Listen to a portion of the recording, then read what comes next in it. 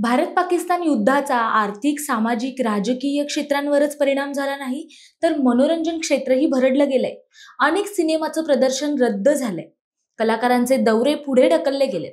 भारत पाकिस्तान युद्धाचा नेमका काय परिणाम झालाय ते पाहूया या व्हिडिओमधून. नमस्कार, मी प्राची शिरकर, प्रहार न्यूज लाईन मध्ये आपलं स्वागत करते.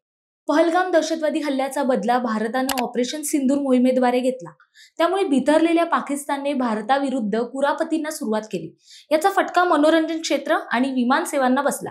कलाकार आणि चित्रपट प्रदर्शनावरही भारत पाक तणावाचे परिणाम जाणवले. कोट्यावधींची उलाढाल थांबलीये. कमल हसन यांच्या ठग लाईफ या चित्रपटाचा ऑडिओ लॉन्च 16 मे रोजी होणार होता.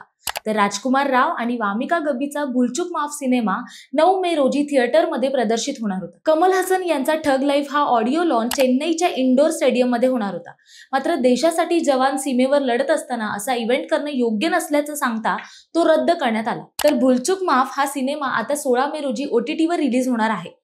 भारत पाकिस्तान तणाव वाढल्याने फवाद खानच्या अबीर गुलाल या चित्रपटाचंही प्रदर्शन लांबवण्यात आलंय. तर दुसरीकडे गायिका उषा उत्थुप यांचा कॉन्सर्ट रद्द करण्यात आलाय. पहलगाम हल्ल्यानंतर अरिजित सिंगचा कॉन्सर्टही रद्द करण्यात आलाय. हा शो चेन्नईत होणार होता. त्याचबरोबर अबुधाबीमध्ये होणारा इव्हेंटही रद्द करण्यात आलाय. एकूणच भारत पाकिस्तान युद्धाचा मोठा फटका मनोरंजन क्षेत्रालाही बसलाय.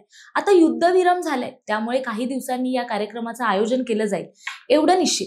माहिती आवडली असेल तर कमेंट्समध्ये नक्की कळवा आणि अशाच नवनवीन व्हिडिओ पाहण्यासाठी प्रहार न्यूज लाईन चॅनलला लाईक, शेअर आणि सबस्क्राईब करायला विसरू नका. धन्यवाद.